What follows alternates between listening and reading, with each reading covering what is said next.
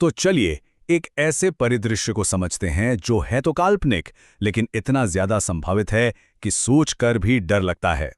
पश्चिम Asia में सुरक्षा व्यवस्था कैसे अचानक से ढह सकती है, आइए इसका विश्लेषण करते हैं। चलिए सीधे इस संकट के केंद्र में चलते हैं। सोचिए, एक सुबह दुनिया उठती है और देखती है कि मध्य पूर्व पूरी तरह से बदल चुका है। हालात बेहद नाजुक हैं।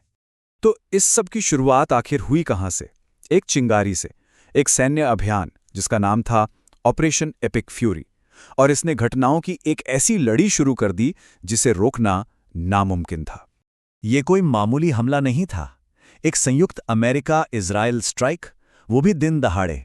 निशाना था ईरान का कमांड एंड कंट्रोल हेडक्वार्टर, और नतीजा सर्वोच्च नेता आयतुल्ला अली खामेनेई की मृत्यु। सोचिए, सिर्फ एक घटना और इसने इस क्षेत्र की सबसे बड़ी ताकतों को आमने सामने लाकर खड़ा कर दिया। अब कुछ लोगों को शायद लगा होगा कि ईरान इससे कमजोर पड़ जाएगा, लेकिन हुआ इसका बिल्कुल उल्टा। ईरान ने इसका जवाब दिया, और क्या खूब दिया, एक तूफान के साथ, जिसे कहा गया प्रतिशोध का तूफान। इस जवाबी कार्रवाई को समझने के लिए एक चीज को समझना जरूरी है, प्रतिरोध की धुरी यानी एक्सिस ऑफ रेजिस्टेंस। ये है क्या? ये असल में ईरान का अपनी सीमाओं के बाहर शक्ति प्रदर्शन करने का सबसे बड़ा हथियार है। पूरे क्षेत्र में फैले हुए सहयोगी गुटों का एक पूरा नेटवर्क। लेकिन सर्वोच्च नेता की मृत्यु के बाद सारा नियंत्रण जैसे खत्म हो गया। अब ये धुरी कोई सोचा समझा नेटवर्क नहीं रही। ये तो एक, जैसा कि यहां लिखा है, सिर कटा तड़पता हुआ जानवर बन गई थी, जो हर दिशा में बस हमला कर रहा था। और जरा इसकी रफ्तार देखिए। कुछ ही घंटों में ये लड़ाई ईरान की सरहदों से बहुत आगे निकल गई। दक्षिणी लेबनान से हाइफा पर सैकड़ों मिसाइलें, दुबई के बंदरगाह पर ड्रोन हमला, और हॉर्मुज जलडमरू मध्य में पश्चिमी टैंकर पर घिराव। ये एक बहु मोर्चे वाला युद्ध था जो बिजली की तेजी से फैल रहा था।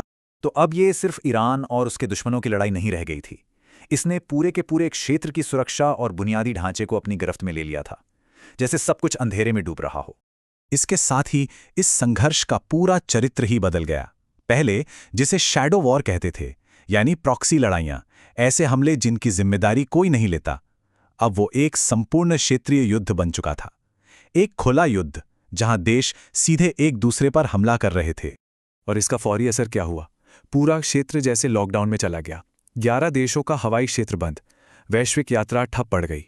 कतर, बहरीन, जॉर्डन में अमरीकी ठिकानों पर हमले होने लगे, और जो खाड़ी देश अब तक तटस्थ रहने की कोशिश कर रहे थे, उनकी ये रणनीति रातों रात ध्वस्त हो गई। और इन सब के बीच आम लोगों का क्या? ये आंकड़ा देखिए, 80 लाख। इतने भारतीय नागरिक उस क्षेत्र में फंसे हुए थे जिन्हें फौरन आश्रय लेने की सलाह दी गई। यही इस संघर्ष की असली कीमत थी, जो आम लोगों को चुकानी पड़ रही थी। ये आग सिर्फ पश्चिम एशिया तक ही सीमित नहीं रही, इसकी लपटें पूरी वैश्विक अर्थव्यवस्था तक जा पहुंची। तो ईरान के आईआरजीसी की सोच क्या थी? बहुत साफ। जैसा कि एक विश्लेषक ने कहा, वे कोई शालीन निकास नहीं ढूंढ रहे थे, वे अपने साथ वैश्विक ऊर्जा बाजार को डुबोना चाहते थे। मतलब साफ था, पूरी दुनिया पर दबाव बनाओ। और इसका असर फौरन दिखा। ब्रेंट क्रूड तेल की कीमत सीधे $150 प्रति बैरल पर पहुंच गई। ये सिर्फ एक नंबर नहीं है, ये वैश्विक अर्थव्यवस्था पर एक बहुत बड़ा झटका था। एकदम से इतना बड़ा आर्थिक झटका। ऊर्जा की कीमतों में इस तरह के उछाल का मतलब साफ था।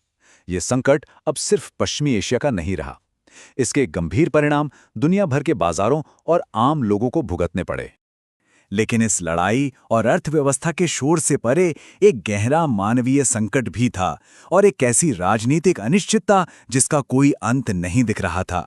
आखिर में युद्ध की सबसे बड़ी कीमत हमेशा आम नागरिक ही चुकाते हैं, चाहे वो तेल अवीव का कोई शेल्टर हो या तेहरान का। डर का एहसास एक जैसा ही था। दूर से आती धमाकों की गूंज और मोबाइल फोन की रोशनी में टिमटिमाता एक अनिश्चित भविष्य। और जब बाहर ये सब चल रहा था, तो ईरान के अंदर भी एक बड़ा राजनीतिक संकट पनप रहा था। एक नए नेता को चुनने की कश्मकश ने एक शक्ति शून्य पैदा कर दिया था।